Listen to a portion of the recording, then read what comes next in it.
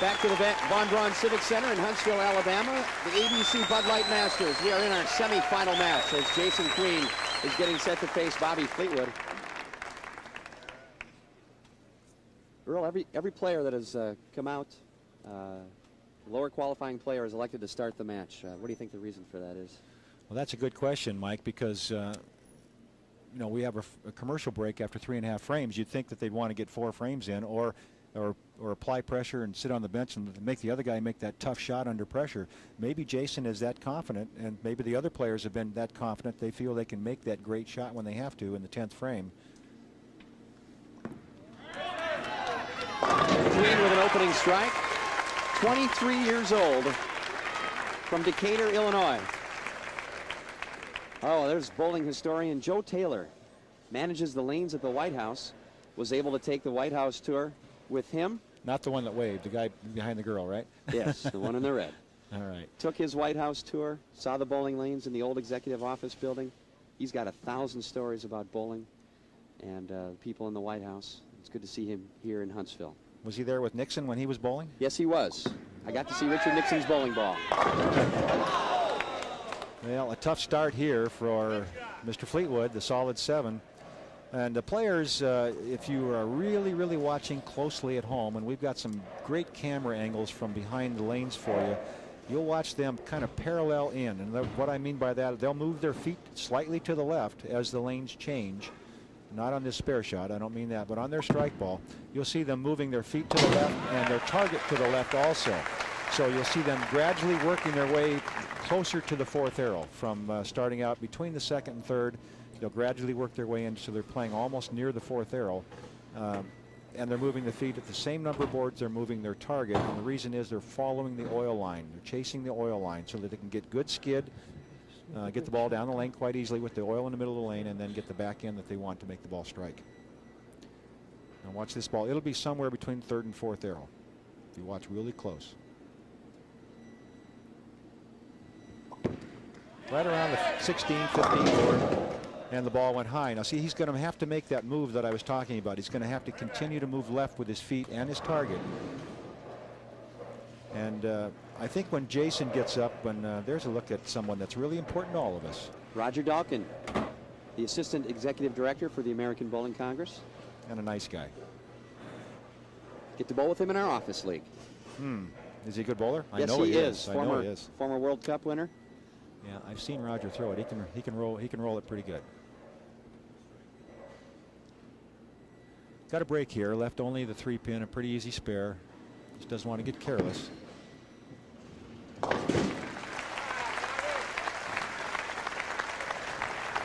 Fleetwood with a couple of spares. Here's a better look at Roger. Intensely scrutinizing the action. He told me his pick before the match began, and I'll maybe let you in on that later on. Well, I like this young man's game right here. I like his ability to generate ball speed. You wouldn't think someone of such a diminutive stature could create this kind of ball speed, but watch where he's playing the lanes now. He's playing between the 3rd and 4th arrow, and here's a great look at him. There's another great camera angle. Now watch this. He'll be somewhere between that 3rd and 4th, and he's chasing the oil in even deeper than his opponent. And if they get a little bit wide to the right, it's going to go high, so they have to be careful. So you'll watch both of them start to move more and more to the middle. Here's a look at the style of Jason Queen from the side. Look how he uses his leg strength. This is where he gets the ball speed, that leg strength. He really generates it with his legs, creates the ball speed. He needs to get it down the lane. And this ball high again on the head pin, but that great carry that's been prevalent here all throughout the ABC tournament and the Masters again comes through, tripping the 4-7-10. In talking with Jason, this is a dream come true for him. He's never bowled this well in this big of a tournament. Well, he's young. He's only 23. He's got a lot of bowling left ahead of him, and this is going to really, really make a step forward in his career for him. Not just because of the money or anything like that, but it'll generate a tremendous amount of confidence in himself and his ability to play against the best players in the world. Here's a look at the high games, a lot of 300s. Eric Forkel, who you see in our championship match with a pair of 300s. Tita Semez also perfect. Also back in 1983, Tita threw a perfect game. His last Masters appearance in 1987. As we had said earlier, he'd been 10 years between Masters appearances. Well, I think he liked it a lot this year. He might be back early next year. How about you? Yeah, possible. You never know. There's a good move there. You can see that ball was around the 17 board, and you can see that the ball held the line longer. It was no problem keeping it in the pocket. So he's made the move that we talked about here, and there's another look at it. Watch between the 3rd and 4th arrow. See that ball hit around the 17 board, and then you got it out down the lane. That's where it should be, and that's a perfect entry angle to get all 10 pins. 21-pin lead. Move to the 4th frame of our semifinal match. The winner of this match will face Eric Forkel for the Bud Light Masters Championship and $50,000. You see the players standing out in front of the ball return a little bit there, and you're wondering what they're doing, folks. They're drying the perspiration off their hand. There's a blower comes up through the floor there on a brass pipe. It's kind of unique. You haven't seen this in your bowling center, I'm sure. Another great shot there. You can see where he's moved in now. He's lined up again. More of our semifinal match coming up from Huntsville. 4th frame semifinal match. Jason Queen, 3 from the 1st.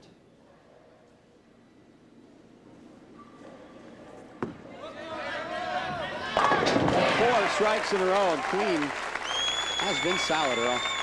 He has, and this young man, as I mentioned, I like his game. Here's a look at how he got to this point. 7 wins, 1 loss, qualifying, and he lost that late on in this thing. You can see he had a tie with Ron Papp, which means he had a 1-game roll-off, which he won. He took out Bobby Fleetwood, Tita Semez, and Ron Papp. Twice. 21-pin lead can make it 31 with another strike in the 5th. See that pipe sticking up out of the floor? That's what I was talking about. That's the hand dryer. Here's a great look from the side of Jason Queen. We've had some outstanding camera angles today. You can see he's wearing 2 different shoes also. And there's a reason for that, because he gets a much more consistent slide out of that particular shoe than he does the one that matches it. There's another look at it. Got this one a little wide of his target, but he held the line with a little different release, a little flip spin there that kept the ball in line. So the players bowling with confidence.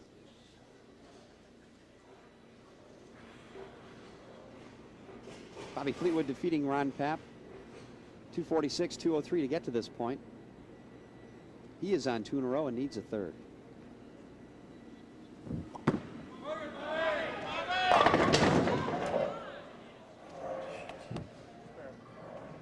Well, the soft 10, what the players call the soft 10. This ball just was a little too far down the lane before it made its move to the pocket, and just never really got back at a good entry angle, and that's why he left the 10-pin. Here you can see a spare ball cross lane, the weak wrist position, and he's had trouble with this spare. He missed it once, and he barely got it another time. Much better this time. Semifinal match of the ABC Bud Light Masters. Jason Queen with a 32-pin lead, 5 strikes in a row from the 1st. Bobby Fleetwood needing to get something going here in the 6th.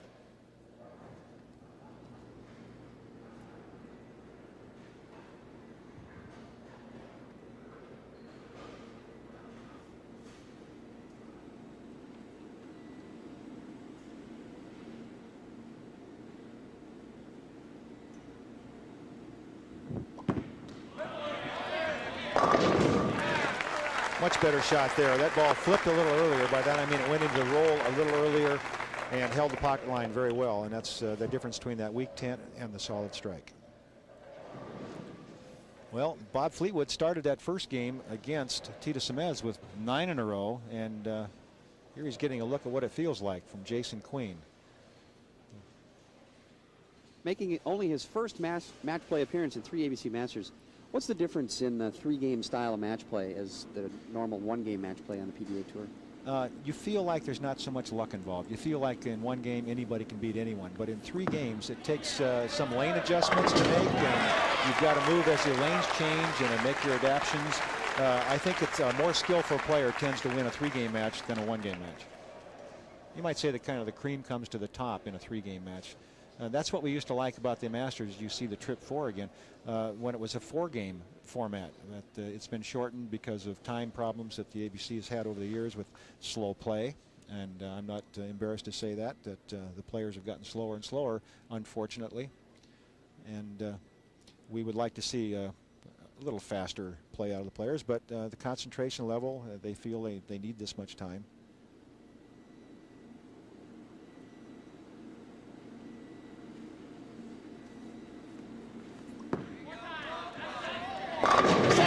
For Queen.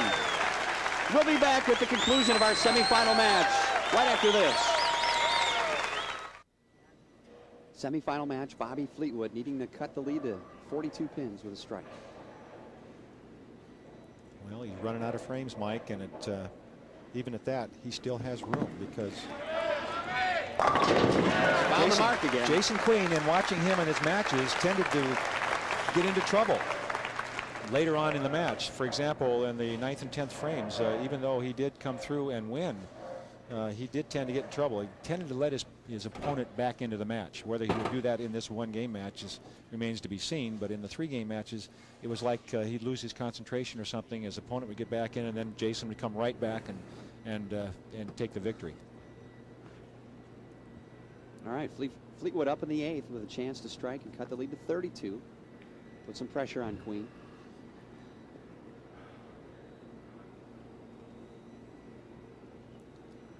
Well, Fleetwood still with an opportunity at 258, which is nothing to sneeze at. Right now, Queen going at a 250 pace, 250 plus. Well, that's how he started this match, with the solid 7, and that's going to be the second coffin nail, you might say, because that's going to be the one that does it for him. He had to have them all, no question, in my mind, his mind, and everybody in the building. You could tell by the crowd reaction that this is the one that did him in right here. What a great shot. What a way to die. And there's a look at our Pro-Am winner, Ron Creel, with Bill Chrisman and Barbara Chrisman. What a beautiful trophy, too, from Anheuser-Busch. Isn't that pretty? Pro-Am Monday night, picking up $1,500.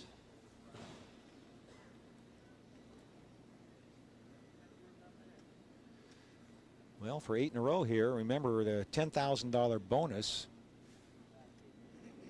for a 300 game if you're wearing the Contour Power Grip patch, but unfortunately Jason Queen is not wearing that patch. But he gets 8 in a row. Got a little fast with the feet there and lost his balance at the foul line. Fortunately, the ball was on line when it left his hand, so these are the things you can get away with the reactive resin bowling balls. With a rubber ball or a plastic ball, this ball might not have hit very hard, but with the reactive resin, it still goes into the heavy roll and carries out the 10-pin. He knew he was in trouble. Got the break. Match pretty well in hand. Let's see if Queen can close it out in perfection. Well, it's been a great tournament for Bob Fleetwood. He has, as you see him shaking his head as he checks the scoreboard, but he has to feel very happy with his performance. He was outstanding.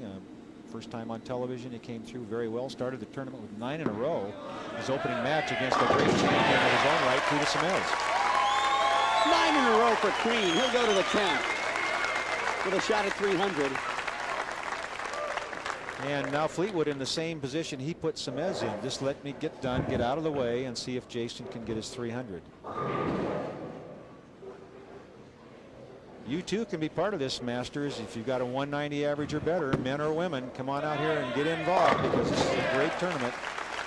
The match game tournament in bowling right here.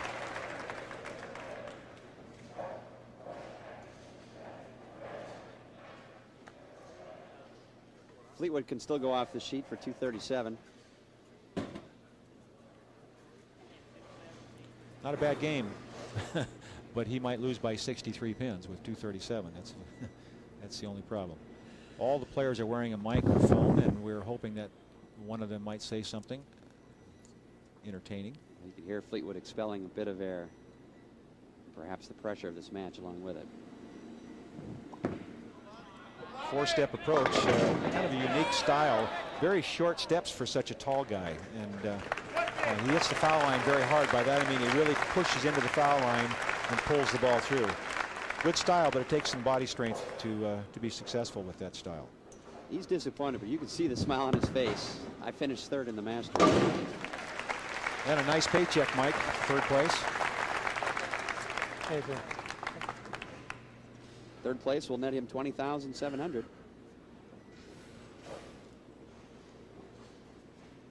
Dave Brunette, manager of sports markets for Anheuser-Busch. Long been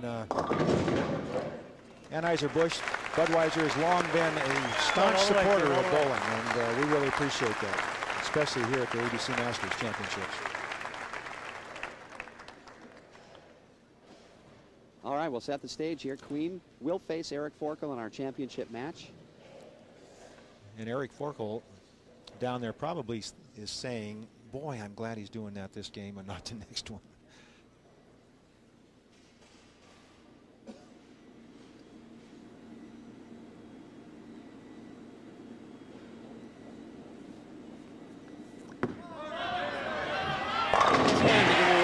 Jason Queen.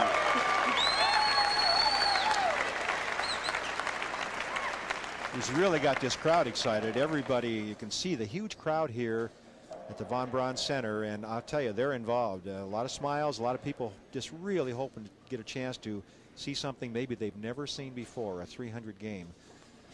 Not only that, but on national television at the same time. And what a feather in the cap this would be for Jason Queen. 2 more strikes.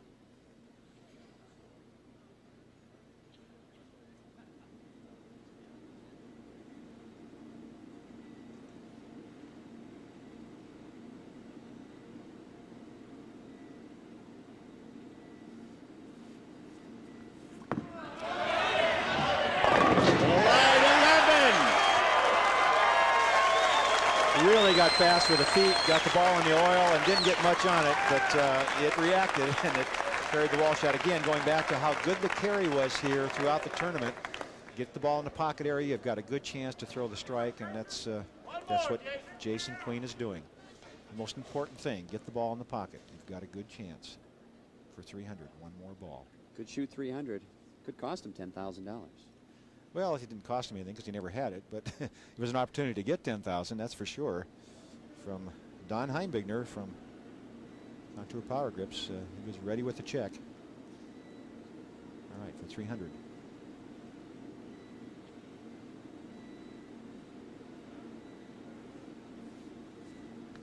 Perfection! The best ball he threw in the 10th frame right there. The 12th one was a great shot. Jason Queen with a 300 in the semifinals. And this crowd is on its feet. And there's a hug from the one that counts the most. I hope there won't be a letdown in the championship match, though. Well, there's always that possibility, but right now he's on cloud 9, and you can see